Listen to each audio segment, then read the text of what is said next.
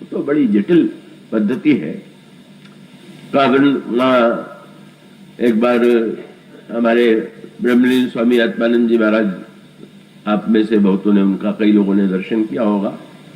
बड़े विद्वान, बड़े ही चिंतक, और वे उतने ही जिज्ञासु, और उनकी जो उत्कट जिज्ञासा और विनम्रता थी उसका परिचय मुझे मिलता रहता था।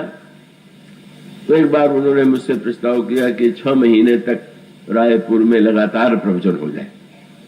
तो मैंने कहा कि अब ये तो संभव नहीं है। और फिर उन्होंने, जैसे मोल तोल होता है, अच्छा तो 3 ही महीने से ही, और फिर 3 महीने तक भी बात नहीं टिकी, तो उनका अच्छा 1 महीने तो हो ही जाए। तो अब 1 महीने में कौन सा प्रसंग हो, तो उन्होंने उस समय विवाह प्रसंग चुना था।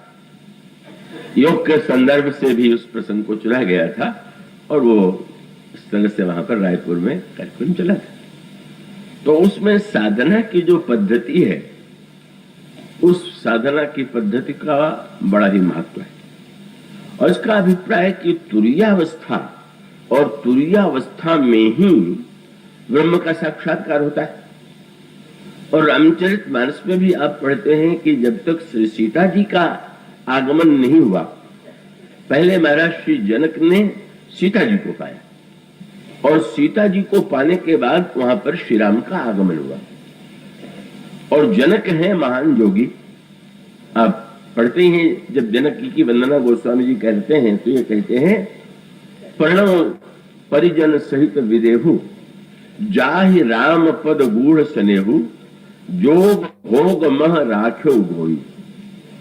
संसार में जो स्थूल दृष्टि वाले व्यक्ति थे, उनको लगता था कि जनक जो है भोगी, क्योंकि राजा के रूप में बड़ा सुंदर से सुंदर वस्त्र पहनते थे, आभूषण धारण करते थे, महल में रानियां हैं, सारे सुख का समारंभ है। तो ऐसा लगता था कि जैसे संसार में व्यक्ति राजा के पास बहुत भोग होते हैं, तो महाराज जनक भी एक श्रेष्ठ भोगी। पर जो उनके अंतरंग का, उनके तत्व ज्ञान से परिचित थे, उनको ये प्रतीत होता था कि नहीं, ये तो योगी।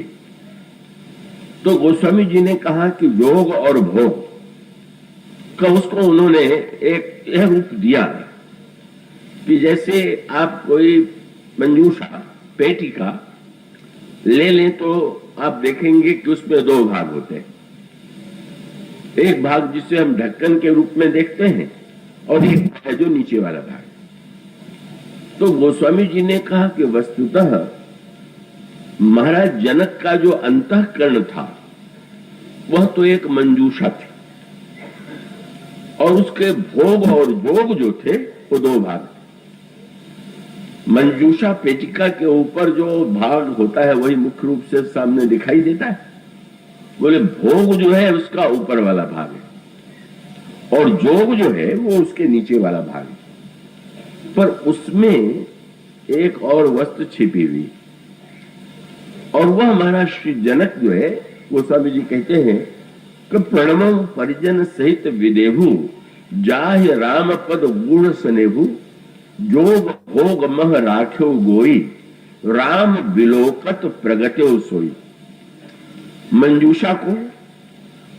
मंजूषा के अंतराल में आप कोई वस्तु बंद करके रखे हुए हो, और वो वस्तु बड़ी मूल्यवान हो, तो मूल्यवान वस्तु सबको तो नहीं दिखाई देती।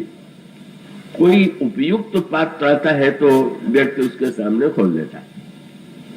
तो गोस्वामी जी ने कहा कि संसार ने या तो उन्हें योगी समझा अथवा भोगी समझा, पर उस योग और भोग के अंतराल में जो सत्य है, वह तो तब प्रकट हुआ जब राम के रूप में उस पारखी का आगमन हुआ।